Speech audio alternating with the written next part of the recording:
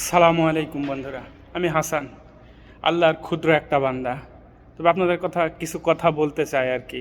বর্তমানে social media viral Mohammad Giasuddin Taheri. তো একটা কথা বলি, যদি মুসলিম সমাজে আমরাই কামড়াকামড়ি করি, তাহলে যারা বিধর্মী আছে তারা কি করবে?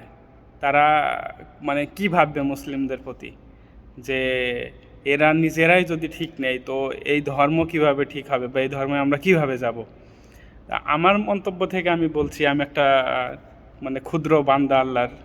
তবে মুসলিম ভাইদের কাছে আমার একটা প্রশ্ন, বা বড় বড় বক্তারা যারা ভাইরাল হওয়ার জন্য বা ভাইরাল না হওয়ার জন্য তাদের ব্যক্তিগত স্বার্থে বা জানি না কোন স্বার্থে তারা এই যে বড় বড় নেক্সারগুলো দিচ্ছে, আজকে নিজেরা কামড়াকামড়ি করছে বা নিজেরা কাদা ছোড়াছুড়ি করছে, এগুলো কি ঠিক?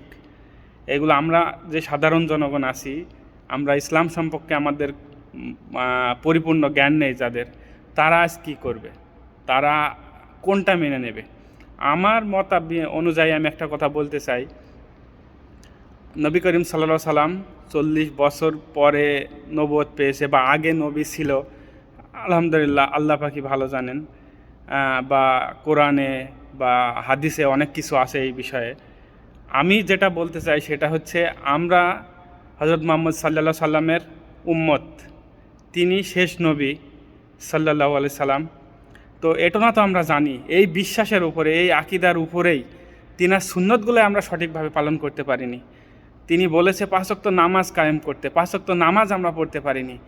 আজকে এ কাদা ছুটি করছে এর ওপরে, ও কাদা ছুটি করছে ওর ওপরে। আমি সাধারণ জনগণকে বলতে চাই, আজকে আপনারা গিয়াসউদ্দিন তাহেরিকে নিয়ে গেছেন আপনাদের ওয়াজ মাহফিল করার জন্য। তিনি যেটা বলছে সেটাকে আপনারা বলছেন ঠিক ঠিক, এবং পরবর্তীতে আহমদুল্লাহ সাহেবকে নিয়ে গেছেন অন্য সাইডে, সে জায়গাতে আহমদুল্লাহ সাহেব যা বলছেন আপনারা বলছেন ঠিক ঠিক। আরে ভাই, সাধারণ পাবলিক আপনারা সবাইকে যদি ঠিক বলেন, তারাও তো উৎসাহ পেয়ে যাচ্ছে। ঠিক আছে, এর পোঙায় গুঁতা দিচ্ছে, ও ওর পোঙায় গুঁতা দিচ্ছে। ভাই, কেন আমরা এরকম করছি? আমরা কোন আকিদার উপরে আছি?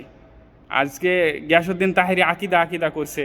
আহমদুল্লাহ সাহেব, তিনি যথেষ্ট ভদ্র নর্ম একটা লোক, তিনি তো যাই হোক এই বিষয়ে কর্ণপাত করেনি। যাক, যে যার উপরে সঠিকটা মেনে আমরা চলার চেষ্টা করি। আর আলেম সমাজে যারা বড় বড় বক্তা, তাদের বিষয়ে আমি কিছু কথা বলি। অবশ্যই তিনারা এই বিষয়ে সতর্ক হওয়া উচিত, যে আপনারা নিজে সমাধান করুন। আপনাদের তো একটা মাথা আছে বা প্রতিষ্ঠিত গুরু তো আছে, বা আমি যেটা বোঝাতে চাচ্ছি যে আপনাদের সংস্থাটা যে চালাচ্ছে, উপরে তো একটা লোক আছে। সেই জায়গায় বসেন, আপনারা বসে নিজেরা সমাধান করেন। কেন আপনারা সাধারণ জনগণের ভিতরে এসে ইকে আলটিমেট দিচ্ছেন, ইকে আপনারা হুঁশিয়ারি করছেন কেন ভাই? হোয়াই? আমরা সাধারণ যে পাবলিক, যে জনগণ, আমরা তো সঠিক ইসলাম মানতে পারছি না বা ইসলামের প্রতি নেই, কিন্তু আমরা ঠিক বলতে ঠিকই আছি। একে গালাগালাজি করছে, ও ওকে গালাগালাজি করছে, এতে কি আপনাদের আকীদা নষ্ট হচ্ছে না? এতে কি আপনারা আল্লাহর কাছে আরও উৎসাহিত হচ্ছেন, ভালো বান্দা হচ্ছেন, বা ভালো কোনো কিছু হচ্ছেন? আমি যতটুকু না জানি আমার ভিডিওটা হয়তো আপনাদের কাছে পৌঁছাবে না, যেহেতু আমি তো আর বড় সেলিব্রিটি না, বা বড় ইউটিউবার না, বা বড় ফেসবুকার না। তবে যারা দেখছেন অন্তত আমার ভিডিওটা, আপনাদের মতামতটা জানিয়ে যান অন্তত, যে এরা যে কাদা ছোড়াছুড়ি করছে এটা কি ঠিক করছে? এটা ইসলাম পথভ্রষ্ট হচ্ছে না? ইসলামের এখানে যারা ইসলামের বিপরীতে আছে, ইসলাম নষ্ট করার জন্য আছে, তারা কি আরও বেশি উৎসাহ পাচ্ছে না? যে মুসলিমদের ভিতরে একতা নেই, যে যাকে নিয়ে যাচ্ছে বক্তব্য দেওয়ার জন্য, সে তাকেই পাবলিক ঠিক, এটা ঠিক না ভাই। আমরা সঠিক আকিদার উপরে চলি ভাই। আমরা যেটু না জানি, সাধারণ পাবলিক যেটু না জানে, সেইগুলোই সঠিকভাবে পালন করি। আমরা তো জানি হজরত মুহাম্মদ সাল্লাল্লাহু আলাইহি সাল্লাম শেষ নবী, এবং তিনার উম্মত আমরা, তো সেইগুলো পালন করি ভাই। আল্লাহ রাসূল যেভাবে চলতে বলছে সেই অনুযায়ী জীবনযাপন করি। কেন আমরা এই যে এক্সট্রা কোনো কিছু নিয়ে এত মারামারি করবো কি লাগে ভাই? আমি এই কথাগুলো বলছি, হয়তো অনেকের কাছে খারাপ লাগতে পারে, আরে পাগল হয়ে গেছে কি বলছে। ভাই, আপনি আপনার জায়গায় থেকে যদি প্রতিবাদ না করেন, আপনি আপনার জায়গায় থেকে যদি এগুলা প্রতিবাদ বা উৎসাহ যদি তাদের দেন, তাহলে আপনাকেও এই গুনাহগার হওয়ার লাগবে, এই পাপের অংশীদার আপনাকে হওয়ার লাগবে।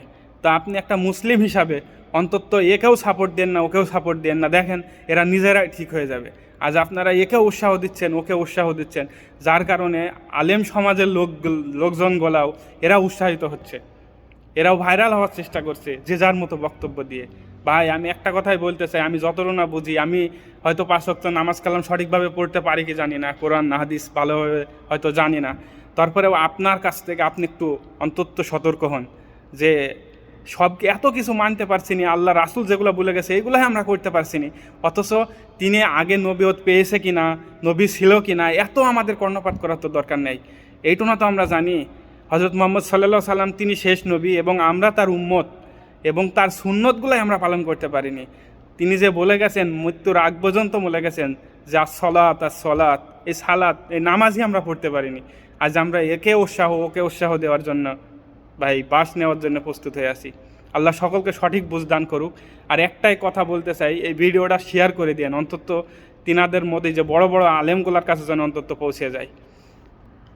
আরেকটা কথা না বললেই নয়, গিয়াসউদ্দিন তাহেরি যেখানেই বক্তব্য দিতে যাচ্ছেন সেখানেই তিনি আলটিমেট দিচ্ছেন, সেখানেই তিনি করছেন। আরে ভাই, এত যদি তুমি আলটিমেট দেওয়ার লোক হও তাহলে তোমরা নিজেরা বসো না কেন?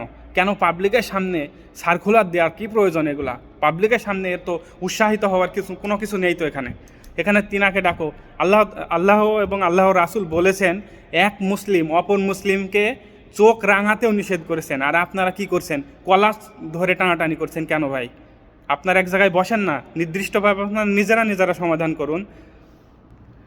আল্লাহ সকলকে বোঝার তৌফিক দান করুন, আমিন।